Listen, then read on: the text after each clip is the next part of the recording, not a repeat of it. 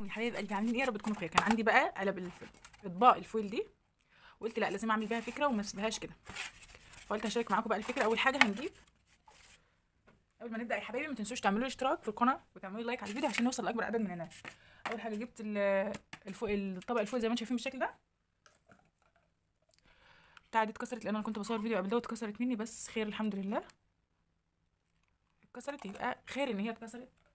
مفيش حاجه بتحصل لنا، مفيش اي حاجه بتحصل للانسان مهما كانت هي ايه، مهما كانت صغيره ومهما كان شايف ان هي تافهه ومش مستاهله، الا هي اكتر حاجه خير له، واكتر حاجه ربنا سبحانه وتعالى بحكمته وبعلمه عارف ان هي الخير له. طبعا حطيت هنا زيت في الاول عشان الصينيه ما تلزقش. الحاجه اللي انا هعملها يعني شايف شقنا الجميل، الميه بتاعتها والجبس والاسمنت.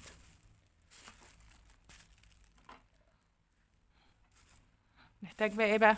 هنشوف الميه محتاج كام معلقه وهنضيف واحده واحده. لو انتوا حابين الفيديو يكون من غير صوت قولوا لي في الكومنتات، وانا هعمل الفيديو اكيد من غير صوت. يعني اكيد اي حاجه انتوا حابين نعملها هعملها. 1 2 وهقلب كويس.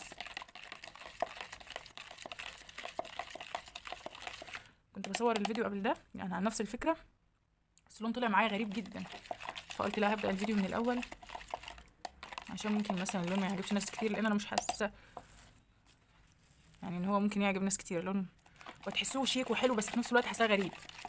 معلش يا جماعه بتكلم كتير.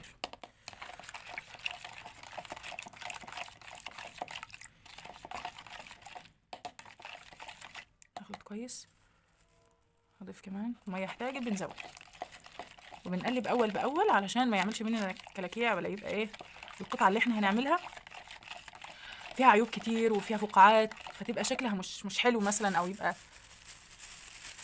مش الطف حاجه يعني.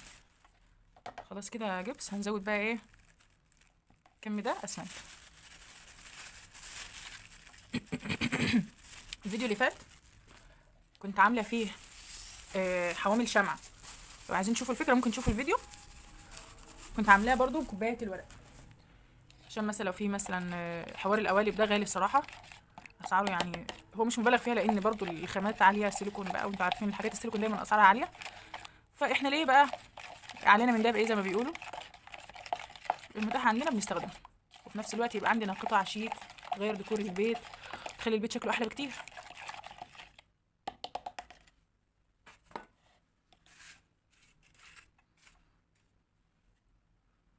حاول ان انا قبل ما ادلقها اعملها كده بالشكل ده، لان الطريقه دي بتخليها تخرج الهواء ما يكونش جوه القطعه، بيطلع على الوش، فلما بيطلع على الوش كده الفقاعات دي كلها ايه مش عارفه اقول عليها ايه، بس هي بتخرج يعني. او ماي جاد، ما اتعملش احنا هنظبطه بصنفره بالشكل ده. قبل بقى ما يعمل هنزود